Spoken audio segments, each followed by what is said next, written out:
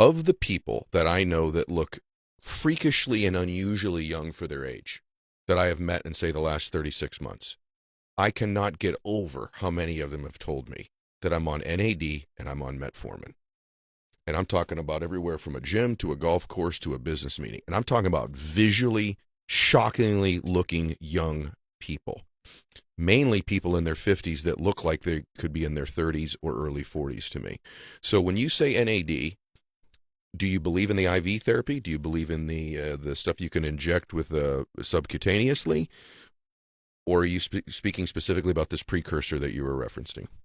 Well, what I believe doesn't so much matter, but the scientific evidence points to taking a supplement every day, a gram of NMN, which is this precursor, stands for nicotinamide mononucleotide for the aficionados.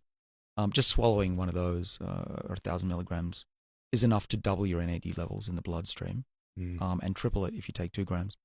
Now, I'm 52, so if I'm an average human, I would have half the levels of this NAD molecule than a 20-year-old. So doubling it is the goal for me. So I've been taking a gram of NMN, swallowing it every day. Then the question is, what about the NAD IVs? There's very little data on that. Yeah. I would say that I have tried it. Mm-hmm. I've found that it felt fine, Yeah. especially afterwards. During it, have you tried it? I have. Got a little cramping in the tummy area. It does. Yes.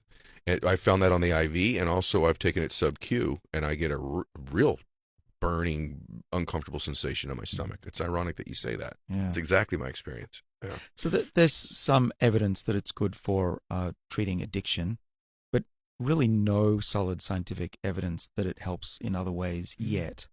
But that doesn't mean it doesn't help. It just means that it hasn't been studied enough. Doctors haven't done enough placebo controls, and it's hard to give people a placebo, especially if they're paying for it. Yeah. Right? So I would say the jury's still out, but the science, I think, is there that it should activate the sirtuins, kick them into action, and at least for those few hours that you're getting it, and it'll go up probably double, triple the levels in your bloodstream.